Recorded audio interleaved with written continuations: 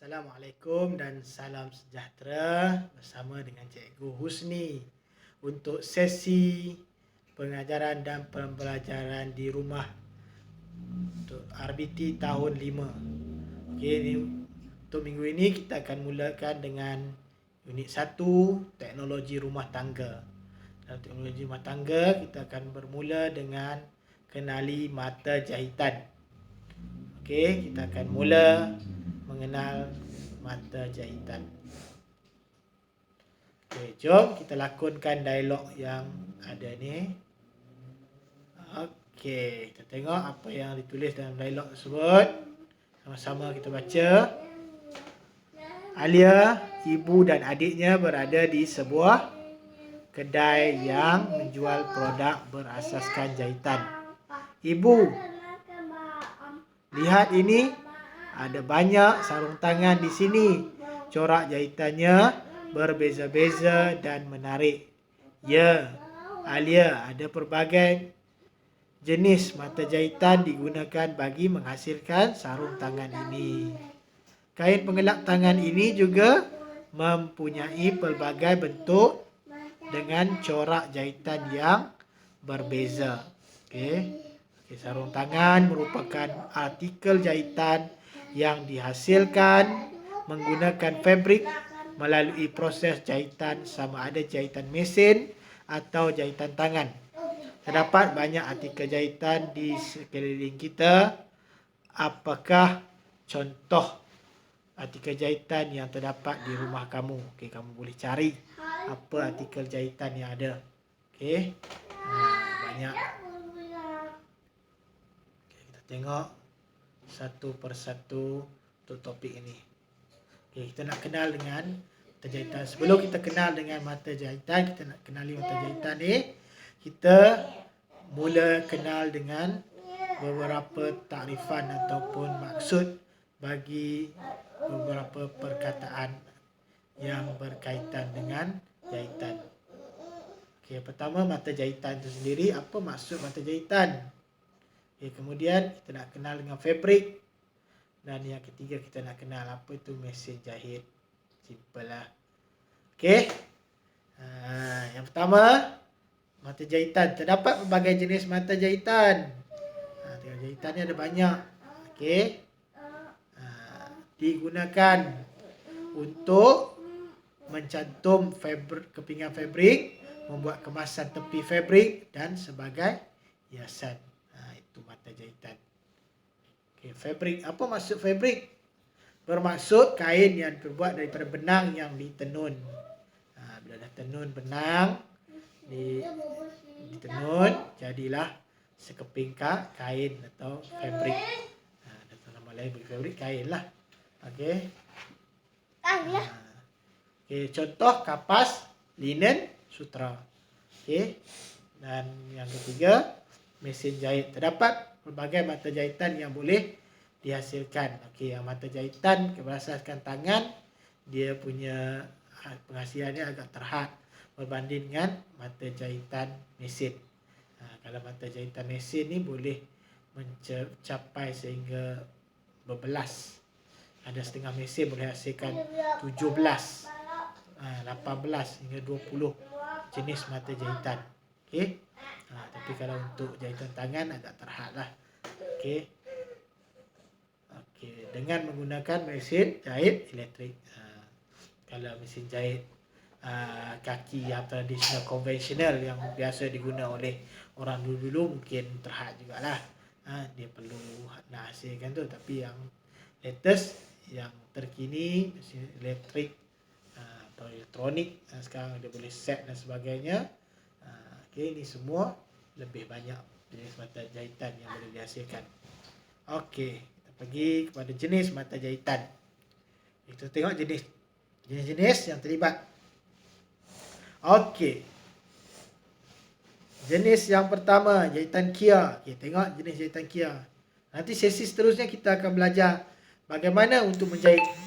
Okey, ataupun langkah-langkah jahitan. Tapi untuk hari ini, sekadar untuk berkenalan dengan jenis mata ataupun kenali mata jahitan saja. Okey. Dia simple, dia rapat-rapat. Dia macam jahitan mesin sebenarnya, jahitan Kia ni. Kita tengok. Okey. Jahitan jelujur halus. Ni jahitan yang simple tapi dia rapat. Okey, yang biasa digunakan oleh kamu naik turun jahit tu, jelujur kita panggil, tapi dia rapat jadi jelujur halus. Seterusnya jelujur kasar. Ni yang simple juga, dia naik turun je. Okey, tapi dia jauh jarak dia, maka kita panggil dia jelujur kasar.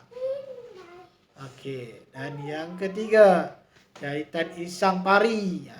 Kita tengok apa kegunaan dia. Okey, jahitan sembat. Okey, dan yang adalah jahitan silang pangkah. Okey, ini 6 mata jahitan yang kita akan belajar. Okey, nanti sesi pembelajaran seterusnya. Sesi seterusnya kita akan belajar langkah menjahit tersebut. InsyaAllah nanti cikgu bila sampai waktu dia, cikgu akan minta kamu sediakan alatan yang sesuai untuk kita menjahit. Okey. Kita teruskan dengan jahitan kia.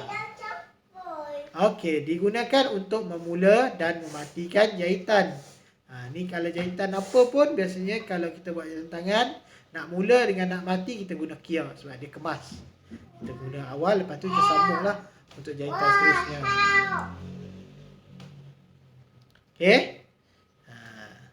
Jahitan ini juga digunakan pakai sebagai jahitan tetap dan menjahit bahagian kelip yang meretas. Jadi tetap, bukan untuk sementara. Boleh menggantikan jahitan mesin. Itu cikgu cakap tadi. Jahitan ini mirip pada jahitan mesin. Cantik.